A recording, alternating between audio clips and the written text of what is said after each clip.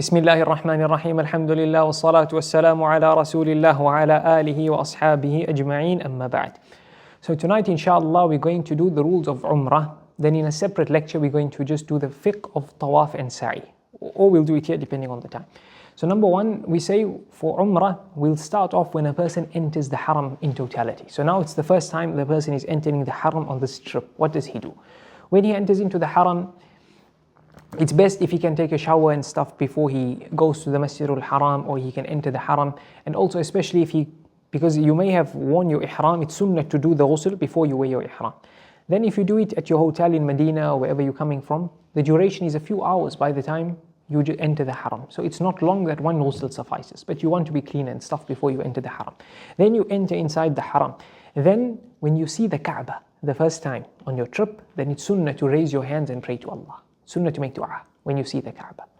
So when you see the Kaaba, then you supplicate to Allah. There's a few du'as that are mentioned. If you you get it on the internet or something, you can supplicate with it. Otherwise, any dua that you mention.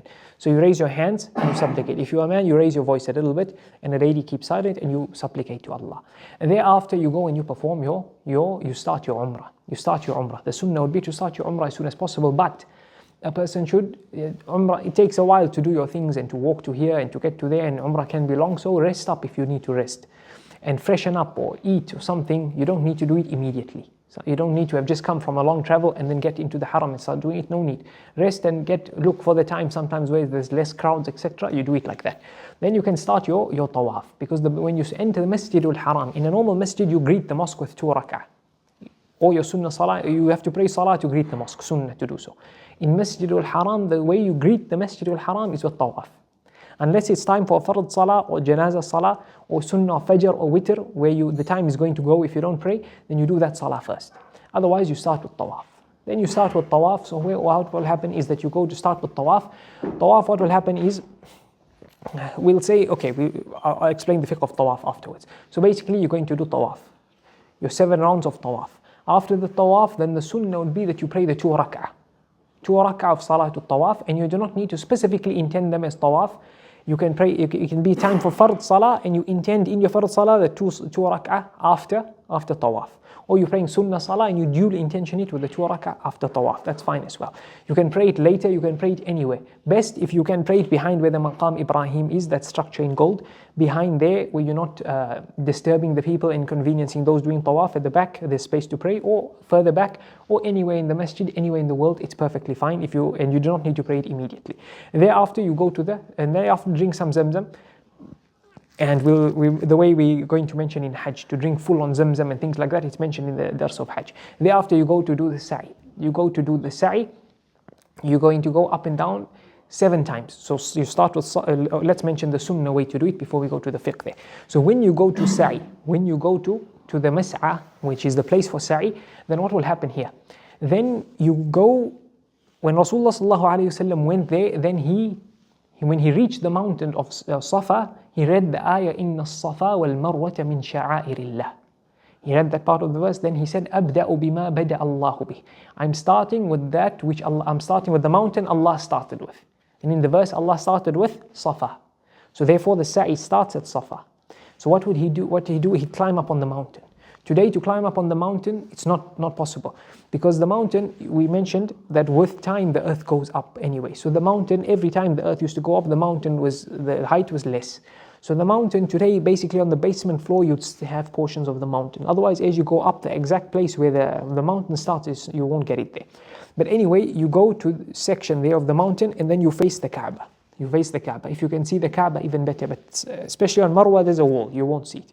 But at Safa, then there's pillars, or quite big pillars. You may not see it. But there's places where you can see the Kaaba quite easily on some of the floors, or most of the floors. So anyway, you go and you face the Kaaba. Then when you face the Kaaba, then you raise your hands, and it's a moment of supplicating to Allah.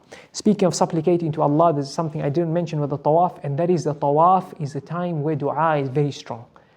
Dua for Tawaf, do not let that time go. It's a very special time for dua. A very special time for dua, where many people's special du'as have been answered in Tawaf. So when you're doing Tawaf, specifically in Umrah, try and use it as much as you can for dua, for dua, for dua. Then the completion of the Tawaf dua is in Sa'i. Just like how we're going to mention in Hajj, or we've mentioned it yesterday in Hajj actually, the dua at Arafah, then the next morning at Muzdalifah, it's the completion of the Arafah dua. So now when you go to Safa, then you're standing up, you're facing the Qibla, you're facing the Kaaba, then you raise your hand, you say Allahu Akbar 3 times, you say La ilaha illallah wahdahu la sharika lahu, lahul mulku wa lahul hamdu. Some of the riwayats say yuhyi wa yumit wa huwa ala kulli shay'in qadir, biyadihi al-khayr wa huwa ala kulli shay'in qadir, la ilaha illallah wahdahu la sharika lah, anjaza wa'dah wa nasara 'abdah wa hazama al-ahzaba wahdah. You say that dua 3 times. So takbir 3 times, this dua 3 times, then you supplicate to Allah. Then you supplicate. You may have a book that says different. There's a few ways the hadith is narrated, how do you do it, but if you do it the way I mentioned, that's fine. Then you go to Marwa. You go to Marwa. After you've supplicated, Ibn Umar radiallahu anhu would do a long supplication on Safa and Marwa, to the extent that his freed slave Nafi' would say that we used to get bored from the amount of dua he'd make. He'd say we'd get tired and bored, and we were young men. So that's how long he'd supplicate, because of the importance of supplication in these moments and being humble to Allah, because you are in Ihram and Umrah and maybe Hajj even, etc. So then what do? Then now you walk to Marwa. You walk to Marwa. When you reach Marwa, you do the same thing. You face the Kaaba and you do the exact same process that we've mentioned. Then you come back to Safa. So you're walking from Safa to Marwa is 1 round. Marwa to Safa 2. And you do that until 7. So you start at Safa, you're going to end at Marwa. When you end at Marwa, on that 7th time, on that 8th time, that means the 8th time you reach there. When you've lost one on Marwa, you do not need to supplicate there. You do not need to supplicate there. So once you reach there, your Tawaf, your Sa'i is over. The last thing with regards to Sa'i is that there's a place where the males only, firstly the males are the only ones who do, I forgot to mention, with the Tawaf, let me just go back there. Remember we're mentioning I want to mention the Sa'i Shadid, Sheikh, remind me if I just remember. I want to go back to the Tawaf. I forgot to mention a few things with Tawaf. Number one with the Tawaf, the Sunan of Tawaf. The fiqh will come just now. The Sunan of Tawaf is that you do ittiba'. So in your Tawaf of Umrah or Tawaf of Qudum, then you do ittiba'.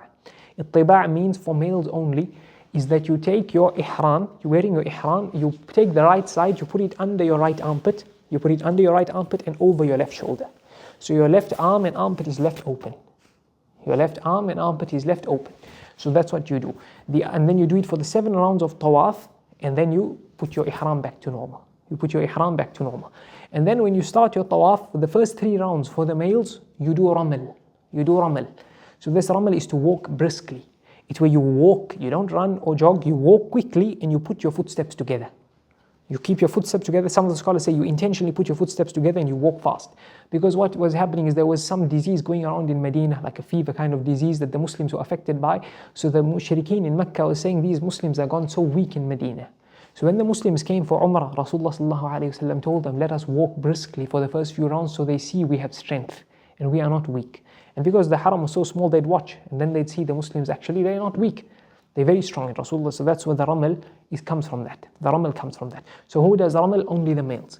If you are with females and you're going to then do the Ramal and be way ahead of them, and you prefer being with them, then the Ramal will fall. The Sunnah of the Ramal will fall. The Ramal is Sunnah, it's not a must, number 1. Number 2, you do it for the first 3 rounds only. So if you didn't do it in 3 rounds, you don't catch it up in 5, 6, 7, for example. It falls completely. If you forget in the first round and you remember in the second, you do it second and third. If you can only do it in parts, you do it in parts. If there's an option to go closer to the Kaaba or stay further away and do Ramal, the best thing is to stay further away and do Ramal. So that's with regards to the Sunan of Tawaf. Another thing in Sunnah in Tawaf is to recite the Quran and to supplicate to Allah. Supplicating is better. And between the Rukn Yamani and the Hajar Aswad, the Hajar Aswad is the one you'll start at with the green light, is opposite, and the one before it. So as you're ending the first round, the last 2 corners, you say رَبَّنَا آتِنَا فِي الدُّنْيَا حَسَنَةً وَفِي الْآخِرَةِ حَسَنَةً وَقِنَا عَذَابَ النَّارِ. You say it between that one there. You're repeating that one there. That will be the Sunnah to do it there. And you don't raise your hands in your dua in Tawaf. And not in Sa'i. It's not Sunnah while you're walking to raise your hands. That's with regards to the Sunnah of Tawaf. You can recite the Quran, but do not raise your voice in a manner where those around you become disturbed. That will be makruh. That will be makruh. So that's with regards to the Sunnah of Tawaf. The last thing with the Sunnah of Tawaf is that make sure, or we'll mention it here actually, make sure when you start Tawaf that you're going to see the Hajar Aswad is at the corner, you'll see the green light. Make sure that your body hasn't passed the Hajar Aswad when you've started. So your intention, when you start the Tawaf, at least part of your body must be in line with the Hajar Aswad. If your entire body is already passed and you start your Tawaf, then it won't count. The first round won't count because you've already you already have started your tawaf. So you see the Hajar Aswad, you see it, you just must be able to see it, and you see that you are in line with it. Then you say, if you can't touch it, you say Bismillah Allahu Akbar for the first round, then you go around. And then for the rest of the rounds, every time you pass, you point to it, you say Allahu Akbar. Until you finish the 7th round, then the 8th time you say Allahu Akbar. There's a few other things to say. You can do it the way I mentioned. There's a few other options, whatever your book says that you're reading with. But otherwise, this is that you do it like that. That will be fine. If you can touch the Hajar Aswad and kiss it, then that's a separate sunnah. We won't mention it because it's very difficult to do so. And so because of time, we won't mention it. So that's the sunnah of tawaf. The sunnah, our last thing with regards to sa'i, is that you're going to see for males, there's 2 green lights. There's 2 green lights. Between these 2 green lights is where the Hajar radiallahu anha, she was speeding across. She ran faster when she was in the valley and Zamzam came out. So it's between those lights that you run faster. So therefore, scholars say that actually you're going to see the first green light actually around 3 meters before it. You start sprinting. So I say sprinting, but you jog. Or slightly faster than jogging. So you don't need to run as fast as you can. You jog across onto the other green light. And when you're coming from Marwa, then you jog, you start at the green light, and then you don't end at the green light, you end 3 meters after. That will be the sunan of sa'i of Safa and Marwa. So the last thing with the tawaf again is the ramal. Ramal is done by the ufuqi. Ufuqi is that person who's worn the ihram travel distance from the haram boundary. So not everyone, if you do your ihram inside this area, then you won't do ramal. You'll do ittiba', but not ramal. If you're outside the haram boundary by travel distance 80 kilometers, then you do the ramal. And in fact, then you cut your hair. So when you cut your hair, the sunnah with regards to cutting the hair and the method to do so, first of all, we say that you have the option to cut or the option to shave. Okay. What will be better? It will be better to, Sheikh, what do you think? Shave. At all times? Yeah. No. Okay, Rasulullah sallallahu alayhi wa sallam said, Allahumma arham al-muhalliqeen. May Allah have mercy on those who shave their heads. Then he said it again. He said that. Then Sahaba said, Ya Rasulullah, and what about those who cut? So Rasulullah sallallahu alayhi wa sallam said, may Allah have mercy on those who shave. So then he said, what about those who cut? So he said, may Allah have mercy on those who shave. Then they said it again. Then Rasulullah sallallahu alayhi wa sallam said, and may Allah also have mercy on those who cut their hair. So you can shave or you can cut. Both are permissible. Both are sunnah. The better would be to shave. Unless you are doing Umrah before Hajj. Then if you've shaven your hair, there'd be no hair for you to cut on Hajj. So in that case, cutting the hair will be better, unless there's enough duration that your hair would grow again. Now when you shave your hair, the objective is to make sure there's nothing left on your head. So however you do that, however you cut your hair to that level, that's fine. You don't need to use a blade per se, but the blade would be best. And you shave till there's nothing that can be cut further, number one. Number two, this is also part of Hajj and Umrah, so it needs intention. So if you forgot about it and you went away and you thought your Umrah is over, and then you cut your hair because you wanted to cut your hair, then you remember a day later that I didn't cut my hair after Hajj, after Umrah. Then you say, but yesterday I cut my hair, so I'm out of Ihram. We say no, it doesn't count. You have to cut again. Oh, what I was going to say is that if you have no hair, if you are bald, you see, I have to mention it in my dars. If you are bald or you've shaven your hair already, now you have to cut again because you're doing Umrah again or you're doing Hajj, then what do? Then you take the blade and you have to scrape a bit until a little bit blood comes out. Sheikh, your face. No, you don't need to do that. Then if you do not have hair, then it falls. Some of the scholars say that what you do here is mustahab to take the blade and just go over your head like that, because Ibn Umar radiallahu anhu did that. Okay, so that's how it would happen if you do not have hair. Okay, so now back to shaving the hair. We mentioned about shaving the hair. The last thing is cutting the hair. Cutting the hair for males and females. So females also cut the hair. They do not shave. Shaving is not done by females. For males, they can shave or they can cut. How much do you cut? Number one, it would be better if you can cut from all sides of your hair. Some of the scholars say if you cut from one side of your hair, either a little bit from anywhere, small amount, or 1/4, it's fine. Others say you have to cut from everywhere. So best if you cut from all the sides of your hair. How much do you cut for a male? You can cut any amount. So you can cut any amount as long as you've cut from every side. So even if it's a small amount, 1 centimeter, it's okay.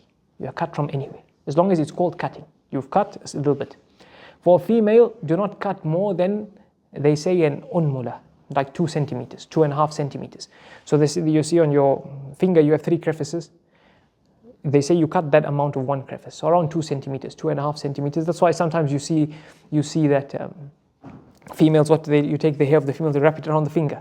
Then they cut. They're just trying to measure this. They're trying to measure this. Okay, so no, who will cut the hair of the females? The females will be their relatives, their mahrams, their sons, their brothers, or other females. Even if you are in ihram, you can cut somebody else's hair. You can cut somebody else's hair. Or not all sides. They have hair grows in one for them. But from all, if they have braided the hair from if it's layers from every layer, that will be best. That will be best. So you cut 2 centimeters or less, not more. For a male, they can cut however little, however much they want. So that's what the sunnah will be with cutting the hair. There's a few other sunnahs they mentioned. If possible, if you can face the qibla and say the takbir while you're cutting your hair, that'll be. You can do that as well. That will be best. So that's with regards to Umrah. And these same rules for Hajj, every time we say Tawaf, the same rules will apply, except the Ramal and the Ittiba' sometimes will fall, because it's only for Umrah and only for Tawaf Qudum. And Sa'i, the same rules will apply, exactly cutting the hair, all the same rules will apply. So those that we mentioned here will be applied there. So we ask Allah Azza wa Jal to teach us that which benefit us and benefit us with that which He teaches us. وصلى الله وسلم وبارك على نبينا محمد وعلى آله وأصحابه أجمعين والحمد لله رب العالمين.